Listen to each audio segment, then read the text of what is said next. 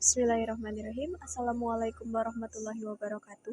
Perkenalkan, saya Aisyah Stianing Rahma dengan NIM 24040630024, Program Studi Ilmu Sejarah Angkatan 2024 Kelas B.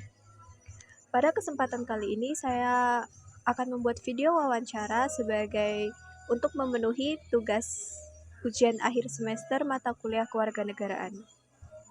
Bersama dengan saya ada Ibu Tuti Rahayu. Sedikit informasi mengenai narasumber saya. Beliau adalah seorang ibu rumah tangga yang memiliki kerja sambilan sebagai pemilik toko lauk pauk matang dan makanan ringan.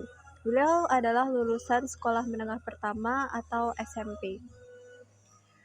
Beliau akrab disapa dengan panggilan Mbak Tuti oleh para pelanggannya. Berikut adalah video lengkap wawancara saya bersama Ibu Tuti.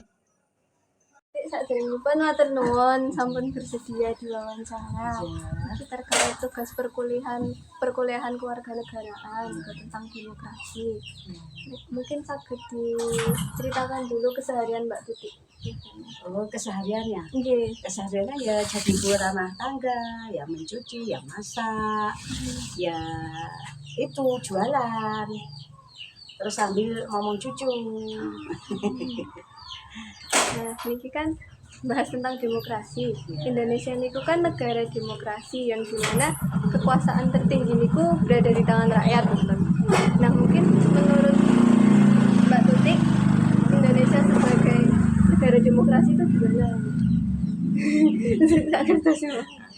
Gak bisa jawab. Maksudnya gimana ya?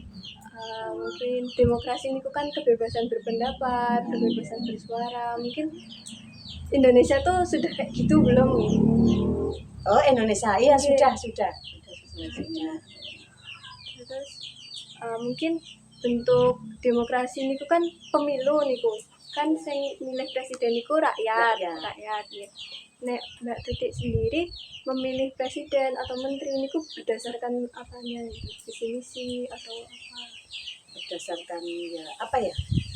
Maksudnya sifat orangnya apa maksudnya ya? Iya, mungkin kan ini biasanya nonton kampanye kan. Ya. Nah, saya membuat Mbak Tuti pengen memilih presiden tersebut gitu. Mungkin dari sifatnya atau wah ini kenal nih jadi dipilih, atau karena visi misinya bagus gitu. Ya karena itu tadi orangnya bagus, visi apa itu visi misinya juga bagus. Jadi kita memilih dia kayak gitu. Mbak Tuti ini kok percaya mboten sama janji-janji kampanye mboten? Oh ya, gimana ya? terkadang ya apa ya, janji-janji itu kadang ya apa itu namanya bisa ditepati, terkadang ya nggak bisa ditepati kayak gitu. Nek kan Mbak Tuti ini kan nonton usaha kan. Iya. Nah, pemerintah ini cukup membantu Mbak Tuti mboten sih kayak nonton bantuan modal? Enggak, sekarang itu saya malah itu BPTN-nya dicabut. Dicabut? Iya, nggak tahu. Wong saya udah 2 periode ini udah nggak dapat. Ternyata dilihat dari HP itu katanya udah nggak ada apa-apa lagi.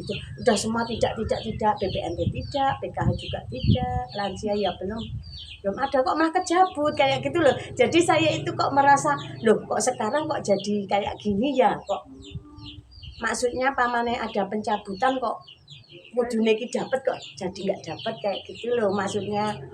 Jadi kok ya kayak gitulah. Kayaknya apa itu namanya salah sasaran lah. Nyebutnya kayaknya loh. Berarti kan alasan dilihat-lihat. Ya, alasan dicabutnya itu nggak tahu, tiba-tiba aja nggak muncul. Padahal kan saya juga punya itu kartu putih itu Raskin. Oh. Tapi yang Gaskin bukan Raskin, yang Gaskin. Kan Raskin kan keluarga miskin itu, yang Gaskin kan rentan miskin itu loh, yang rentan miskin itu ada, tapi kok malah dicabut. Sudah nggak ada lagi 2 periode ini. Padahal seharusnya itu nggak punya usaha tuh dikasih modal nggak tuh Bu, kemarin bilang harusnya kayak gitu. Belum ada yang masuk. Padahal kalau ada ya alhamdulillah lah. Bisa bantu-bantu. Bisa. Berarti pas awal mendirikan usaha ini kok dapat modal mboten? Enggak Enggak sama sekali. enggak sama sekali. Terus sampai sekarang juga enggak ada. Kok bisa salah sasaran? Iya, dulu pernah itu pas posisi saya masih PKA. Iya. Masih Mas Adi sekolah itu katanya diajukan ke tingkat apa, tapi delalai terus ada itu loh corona. Jadi tidak lancar lagi kayaknya itu. Jadi ya nggak tahu. Wong sini Mandungan sini ada 2 yang di itu Bu Suratini warung makan sama saya. Itu cuma 2 orang. Akhirnya ada corona terus nggak jadi. Nek sing survei datang ke rumah niku enten mboten Bu? Survei gimana? Biasanya kan nek mau dapat bantuan gitu disurvei dulu rumahnya gitu ada. Enggak belum pernah. Oh, mungkin gara-gara itu nganune salah sasaran mungkin gara-gara. Kemungkinan juga. Saya kok makanya kemarin kan dilihatnya itu Bu Asih ngene Pak Darso. Okay. Coba deh tak lihat ke nggon HP ternyata itu udah semua tidak. Loh kok bisa padahal aku punya itu sampai sekarang masih punya itu apa? Gaskim KKM ya. Yang bukan KKM, yang satunya lagi, yang rentan miskin. Yang satunya bukan KKM-nya, yang satunya. Saya masih punya sekarang masih tak simpen kok. Tapi kenapa dicabut? Seharusnya kan itu nggak boleh saya. Jadi baru dicabut. Sampai sekarang masih belum lancar kan? Iya. Mungkin kalau ngelihat kondisi Indonesia sekarang nih kok gimana gitu, mungkin kebijakan sekarang kan akhir-akhir ini banyak demo gitu. Nah niku kan tujuannya sebenarnya untuk menyuarakan keresahan karena nggak setuju sama kebijakan gitu. Nah menurut Mbak Tutik sendiri demo niku penting banget sih apa ya dibilang penting ya iya tapi dibilang iya ya enggak ya gimana ya nek nganu kan ada kayak ada permusuhan gitu toh tapi nek dibilang memang demo ya wong dulu katanya mau digini kok sekarang nggak jadi kayak gitu kan demo boleh tapi kan terkadang ya kita merasa kasihan lah kayak gitu jadi ya gitu tadi. Terus mungkin kalau bisa berbicara sama presiden itu ada yang ingin disampaikan nggak ke pemerintah gitu dari Mbak Tutik sebagai pemilik usaha UMKM dan ternyata bantuannya tuh nggak tepat sasaran gitu. Ya dong, gimana dulu janjinya kan kayak gitu ya toh ya seharusnya ya kalau nggak dapat yang lain seharusnya kalau udah ada maksudnya yang harus dikasih mbok yo kalau bisa mau ya sudah ada kayak gitu ya seharusnya itu nggak dicabut. Masa kan harus dilihat dulu, muter ke sana. Oh ya gimana situasinya kan kayak gitu. Enggak terus langsung dicabut. Iya, kayaknya pada bilang salah sasaran gitu. Sini banyak kok yang gitu. Itu Bu Sarini juga. Bu Sarini kan udah nggak punya suami, udah 2 periode sama saya. Itu cabut. Itu suaminya Pak Tris yang meninggal itu loh Pak Trisnya. Itu juga. Jadi mungkin ada survei lagi biar bisa nggak kecabut. Iya kemungkinan bisa diganti juga bisa diganti yang lain. Tapi kenapa ya kok masih dapat itu ya kartu putih ya? Masih dapat loh aku. Niku bantuan bansos niku kayak beras napa uang ya, tuh dua-duanya. Oh iya itu kan bantuan beras udah 2 kali ini. Ya apa itu Bu? BPNT apa siapa? Apa? BPNT sama apa itu? Ya, BPNT apa itu? Beras. Bantuan beras. Iya, kan itu sekarang kan diganti uang. Iya. BPNT. Udah 2 periode ini saya udah enggak dapat lagi. Itu oke.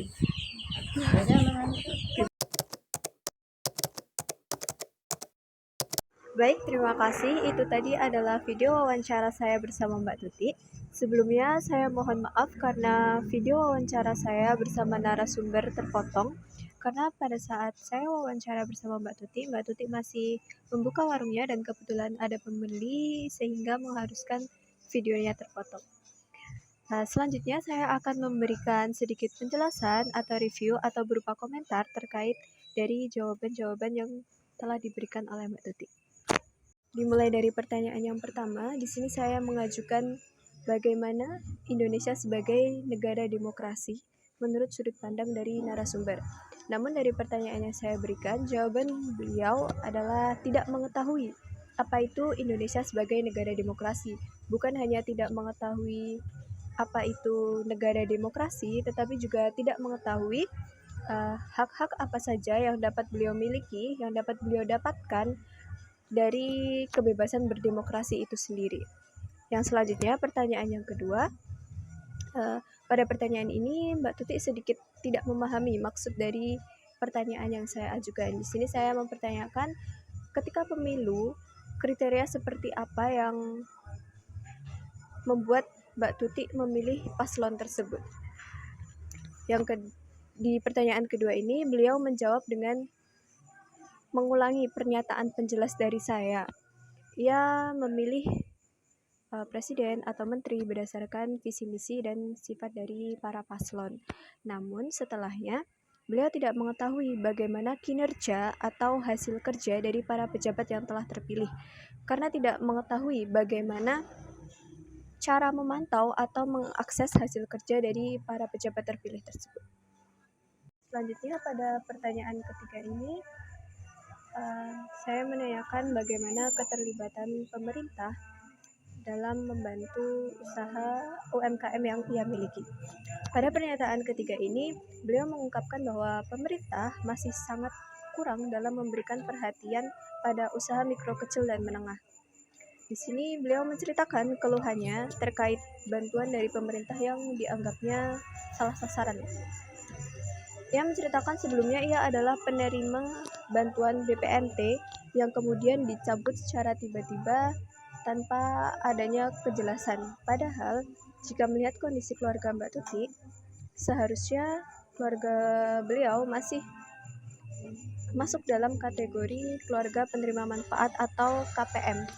Namun tanpa alasan yang jelas tadi, data dari keluarga beliau sudah bukan atau tidak termasuk dalam penerima bantuan. Ia juga menceritakan tentang bagaimana tetangganya itu bernasib sama seperti dirinya, berupa dicabutnya bantuan tanpa kejelasan.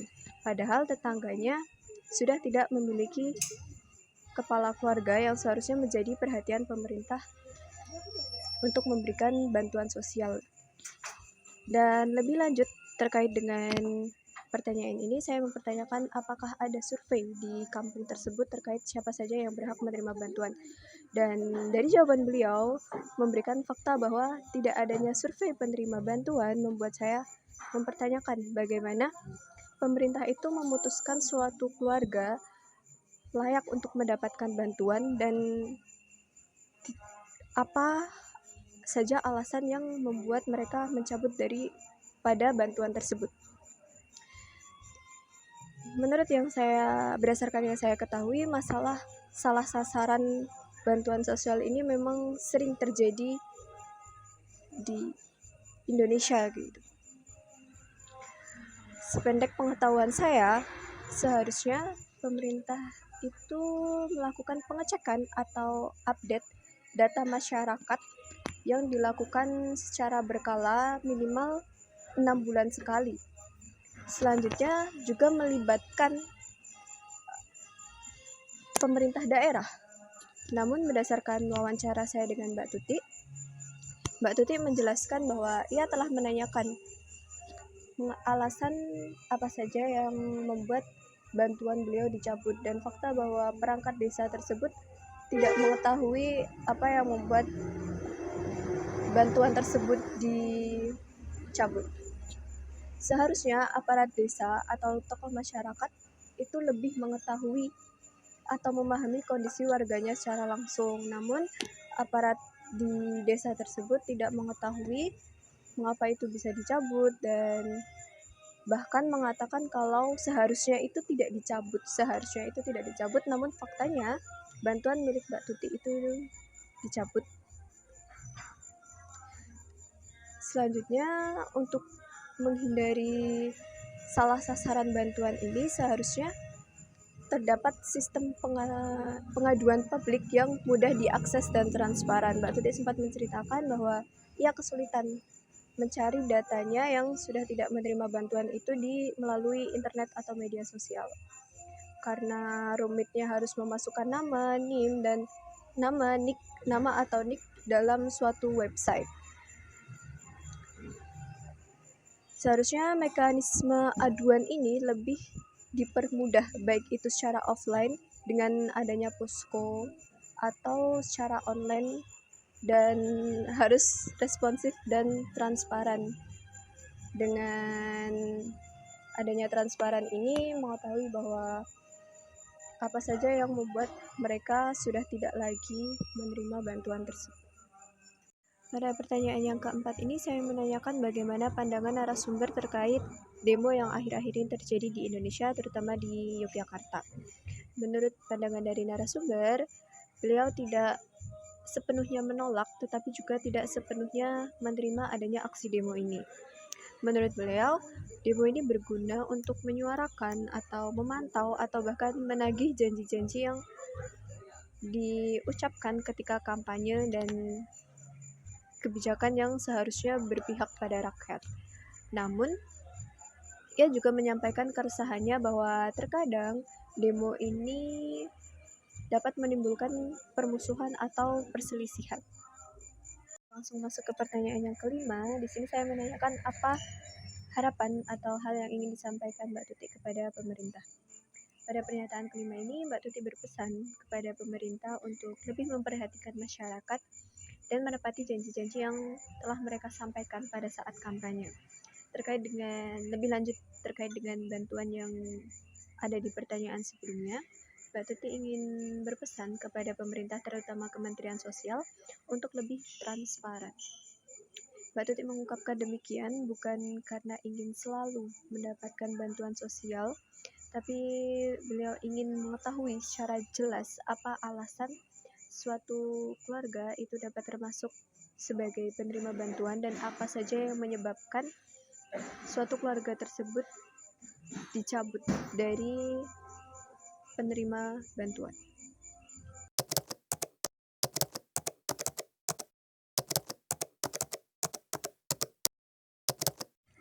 Pada kesimpulan video ini, saya ingin menyoroti terkait dengan distribusi bantuan sosial dari pemerintah yang menurut saya masih tidak efektif dan masih terlalu banyak salah sasaran yang terjadi di masyarakat dan terlalu ceroboh dalam memutuskan kelayakan atau pencabutan bantuan sosial dari suatu keluarga tersebut, serta masih belum sesuai dengan apa yang menjadi tujuan dari kebijakan itu dibuat. Berdasarkan kebijakan yang telah saya baca, jika penerima bantuan sosial entah itu berupa PKH maupun BPNT itu dicabut karena dianggap sudah memiliki ekonomi yang baik atau yang selanjutnya disebut graduasi, setelah itu pemerintah tidak langsung melepaskan begitu saja, tetapi ada yang namanya program pengganti berupa modal usaha. Namun sampai sekarang, narasumber saya atau Mbak Tuti masih belum menerima program pengganti tersebut. Beliau masih belum menerima bantuan modal usaha tersebut. Padahal, mungkin saja jika modal itu telah diberikan, modal tersebut bisa untuk meningkatkan usaha yang ia miliki, sehingga nantinya usaha tersebut pula dapat meningkatkan kesejahteraan dari keluarga Mbak Tuti itu sendiri. Cukup sekian yang dapat saya sampaikan. Mohon maaf apabila banyak salah kata atau perbuatan saya yang kurang berkenan. Semoga dengan adanya video ini dapat bermanfaat bagi siapapun itu. Terima kasih. Cukup sekian dari saya, Aisyah Setianing Rahma, pamit undur diri. Wassalamualaikum warahmatullahi wabarakatuh.